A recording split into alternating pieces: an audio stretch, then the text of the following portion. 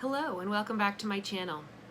My name is Danica, and I am a master's level social worker licensed independently at the clinical level in Massachusetts and Virginia. Welcome to Therapy Thursday. Today's topic is social anxiety. Whew, big topic. Okay, so I want to first start by really being clear that all of us suffer from nervousness. And nervousness is a very normal human condition. We all get nervous when we have to go on a first date or present a project or initially show up at maybe a party where we don't know anybody. We all have nervousness or a low-level anxiety to do that. And I know in today's culture, we love to kind of just self-diagnose and kind of pull on, kind of make it's almost like cool to have a mental health diagnosis. And I really kind of want to dispose of all self-diagnosing, okay? So if you happen to see yourself in any of these, it's really important to see a professional. It's just not okay to just think this is normal functioning. It's not. Please seek out therapy. You either can reach out to me for a referral or, contact your insurance company. There's so many options. So let me know if you need help, but you should not be living with these without getting treatment. Okay, so let's dive in. What is social anxiety? So I have some notes because, again, pulling from the diagnostic tool. Okay, so to be diagnosed with a social anxiety disorder, you, for 6 months or longer, need to have significant and ongoing fear of one or more social or performance situations, such that when you're exposed to unfamiliar people or possible scrutiny by others, you begin to have incredible fear and anxiety that paralyzes you, basically. You have a fear of acting or behaving in a way that might humiliate or embarrass you. And again, this makes it impossible to or significantly difficult to participate in any of these activities. This isn't just I get a little nervous and it kind of goes away once I'm there. This is it's an ongoing fear.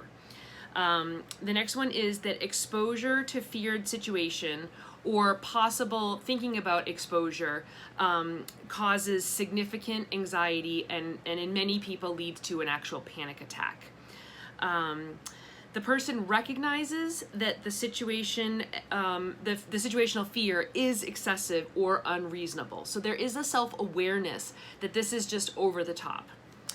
That feared situations are avoided or they're endured, but with incredible anxiety and distress. So again, panic level, it's almost to the point where you can't really function or focus because your anxiety is so high that you're doing everything you can to just be in that moment. So you don't really remember a lot of conversations, or you're kind of just in that heightened state of just, okay?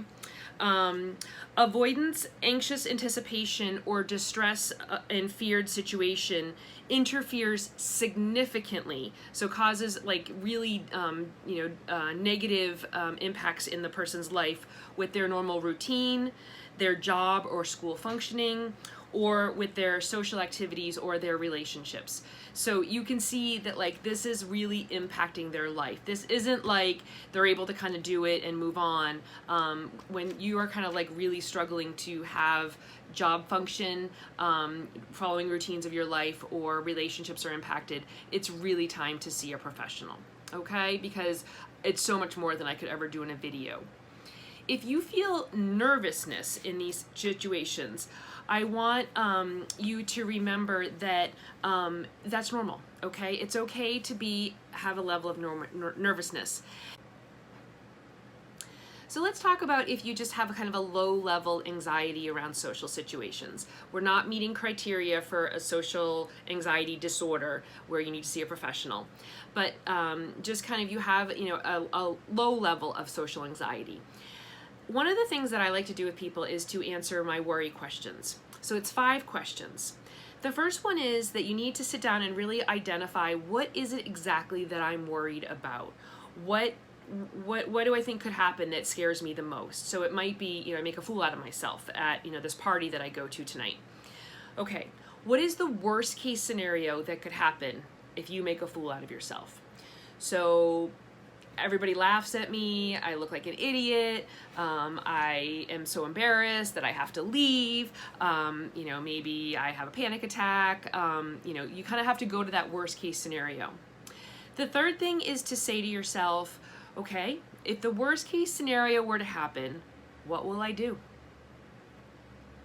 Well, the reality is I'm gonna move on, and the next day I'm gonna wake up and it's a new day, and I might, depending upon kind of what happened, have to kind of maybe go back and just kind of check in with some people.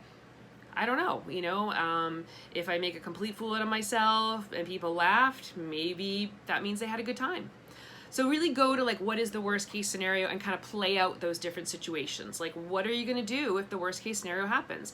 And you really have to sit with this and be a little bit creative. The next thing is, what's the likelihood that my worst case scenario is gonna happen? And I find with clients when I do this, they tend to think it's pretty high. So, when we're looking at percentages, we're looking at out of 100 times this happens, how often does it go horrendous?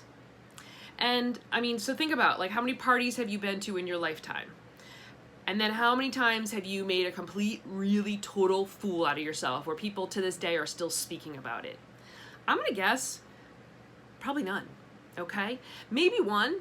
And again, like, are people laughing about it because it was hilarious and they just really enjoyed you? Or and so it's a funny story, which is part of being a human and living life. Like, that's not a tragedy that we need to try to repair or, overcome. Like, we all have situations that don't go the way we want. We're human. And that's kind of accepting our own vulnerability and dealing with our own shame, which is its own videos. Worst case scenario, what am I gonna do? And then the last thing is, percentage of what am I gonna do? So once I have a percentage in mind, and it's probably 1% or less is most likely the scenario, then I have to put a big red check mark over in my head, because I have worried about it. I've gone to the worst case scenario, I've worried, it's over, let it go. And when my brain circles back to say, party tonight, I gotta think about this, you have to say to yourself, nope, worried about it, big red check mark, let's move on. Got it? And that's my way to deal with situations like social anxiety that is not at the clinical level where you need to see a professional. Thanks so much. Have a great week, and I'll see you next Thursday.